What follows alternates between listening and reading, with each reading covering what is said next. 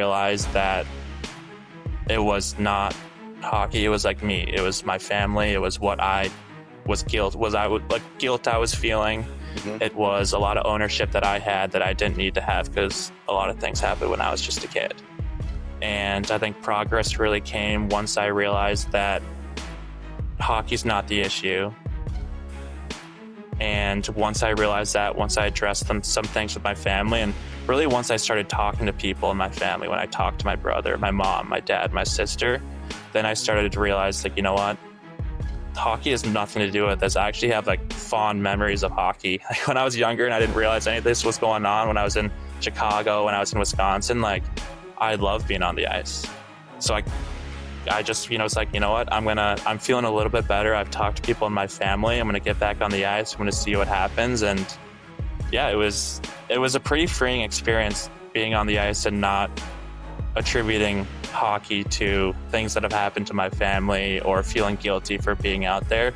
It was just like, I can just separate myself from that now. Like I can just be on the ice, and like this game isn't the reason why I'm going to get off and be miserable later. Like I can play hockey, I can get off the ice and actually like feel good about my day.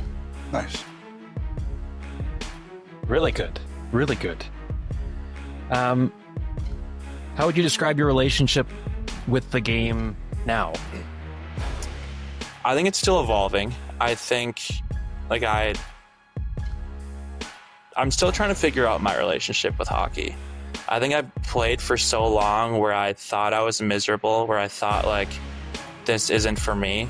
And I've also felt a little like when I was going through all of this, a little outside of the hockey player bubble, like the hockey identity and the hockey this and that. When I was in college, like I loved classes, I loved school, I was a finance and film major, like I loved going to classes. You have a double degree. Yeah, you're like the smartest guy in the NHL. You've got a double degree in finance and film.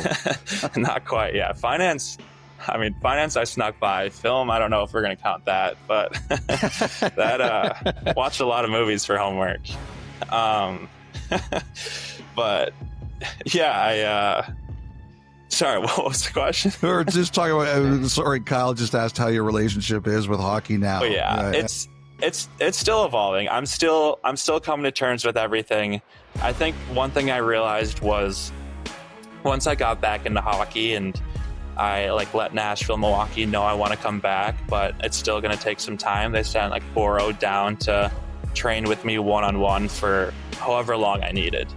And I didn't know a lot about Boro's story, and meeting with him and grabbing lunch with him and having him just beg me on the ice for an hour every morning at like 8 a.m. was something special. But like I hadn't skated really. I skated once from June to like October or November.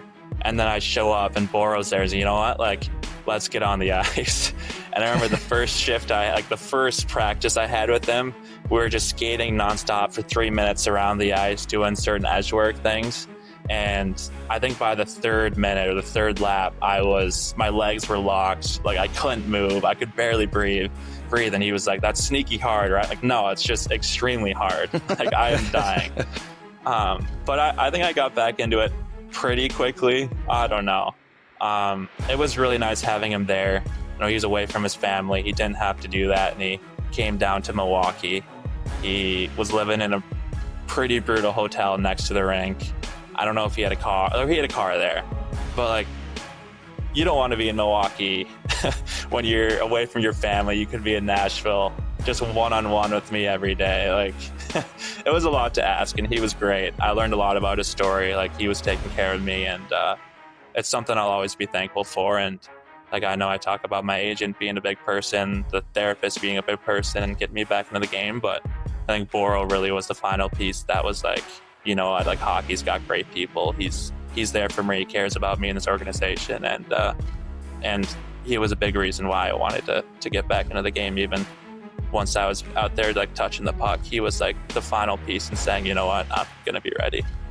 So that Boro- last answer will not be sponsored by the City of Milwaukee Chamber of Commerce. Yeah, well, I love it. He's a Mecca man. it. He can say that. Yeah. I love Milwaukee. I absolutely love it. I'm here year round. It's great, but I think there are probably better places to spend it than one-on-one with a recently depressed hockey player in the city of Milwaukee when it's gloomy and there's maybe one day of sun out in like a week. So, Boro, of course, is Mark Borowiecki, longtime player in Ottawa, and then finished his career in Nashville and now works within the organization. He said that he was once you got on the ice, he was actually quite, after, learning about your story, he was very impressed with just how quickly you looked good on the ice again after you both got out there. And he said he was very envious of some of the things you were able to do because, as he said, he would put some tough drills on there and all the hours you guys spent on the ice. So what was the toughest thing that he had you do? That first day was horrible. I mean, I remember getting off the ice, probably crawling off the ice that first day and thinking, what am I doing? Why? What is going on here? How am I going to get through this? The second day was fine, but about a week into him and I on the ice one-on-one, we did, all right, we're going to simulate some contact now. So go to the corner. I'm going to pin you against the wall, try to move around, grab a puck and go shoot. And let's do that 3 or 4 times. And I remember as soon as he plastered me into the wall, my body just I was done. I don't remember getting hit like this ever. I can't move. And I think by the third rep, he's move, move, move. And I just pasted myself to the wall. Didn't move for 10 seconds. And he's all right, go shoot. And I think I just probably went 2 miles an hour, grabbed a puck and flicked it probably 3 feet wide. I was just dead. He had some good ones. He had some good drills that maybe I'd be fine doing when I was in shape midway through the season. But coming back from all of that and a summer where I was in the gym twice, maybe it was really tough. Mm-hmm. So one thing that he said, and I'm sure you're aware, he's a big fan of yours, Spencer, but he said, he goes, I can be proud of Spencer, the organization can be proud of Spencer, but Spencer needs to be proud of Spencer. So are you through all of this? Yeah, I am. Great. Yeah, it took me a while to really feel that way. When I had, since pro hockey, I've had some tough summers. In college, we would always have 6 weeks of summer to train. And since pro hockey, I've never found a place to train in Milwaukee. I've never really skated. I think one thing you mentioned in that last practice was just how I got back into it after not skating. That was just a normal summer for me. The first year of pro hockey, between signing with Nashville and playing 2 games with the Admirals and then rookie camp, I got on the ice about a week before on a stick and puck session with my brother. And then the day before I flew down to Nashville, I went to another stick and puck and just stood at the red line. And I was like, you know what? Here we go. Didn't really train. And then the year after, same thing. I was in a pretty brutal place, wasn't getting out of bed, was crying all day. My mom got me on some antidepressants a month before the season. That gave me a little boost, but it was the same thing. I got on the ice the first time probably a week or 2 before, and then I got a last-minute flight to Nashville and said, here we are. So I think I've been pretty fortunate that I can just do nothing and kind of get away with it and show up and be okay. But that's also tough, knowing that I'm not as prepared as I'd want to be, but I can kind of get away with it, which has its pros and cons. Well, that's what some people did say about you, Spencer. Considering now people have a better idea of the things that you have been dealing with in your head, they said, you're a heck of a player. And it's actually pretty amazing to see how far you've come, considering everything that you were dealing with quietly and privately that a lot of us didn't know about. Are you excited about what the future could be hockey-wise, knowing now that you have a plan to deal with everything that you were dealing with? Yeah, well, first of all, That's nice. I don't know who's saying that, but thank you to them. You'd be surprised. A few people said that, actually. Yeah, I am excited. And talking about like feeling proud about myself, one thing this summer is like every time I wake up and I go to the gym or I'm on the ice, like I'm already more accomplished in one day than I was like all last summer, all the summer before that.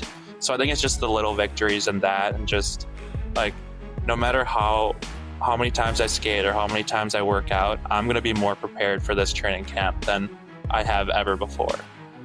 So it's just a matter of like feeling proud, feeling excited, and yeah, it's going to be a whole new training camp. It's going to be a whole new year. I think my relationship with hockey is still evolving. I'm still getting used to like being on the ice and enjoying it. And like one thing I never really did is like try to score. Like I've never been, you know what, like I'm going to go out there. I'm going to like, I want to change the game. I want to do this. Like my coaches have always been, you're way too passive. Like you can do more. And I just didn't have that drive. I think I'm still getting used to wanting to do more and wanting to score and wanting to do this and that, but it's something that's coming and something that I'm still working on. But yeah, I think moving into training camp, I'm feeling so much better. Most years I'd go and be like, I just want to go back to Milwaukee. So that's not, I just want to go home. So that's not a good look. So yeah, I'm looking forward to getting there and hopefully sticking there. It's awesome. I'm glad to hear that. Yeah. Can we ask you some different kind of stuff? Yeah, no, anything. Now, so Kyle, before Spencer mentioned the movies and that he watched a lot of movies to get his degree, he joked. Yes. You had a movie question for him.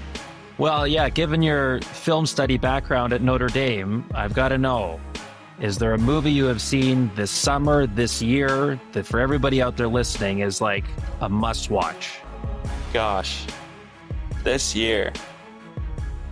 I mean, this is kind of cheesy, but this is not my film major take. But I'm a big Marvel guy, big superhero guy of all sorts, and I just watched Superman and the Fantastic Four.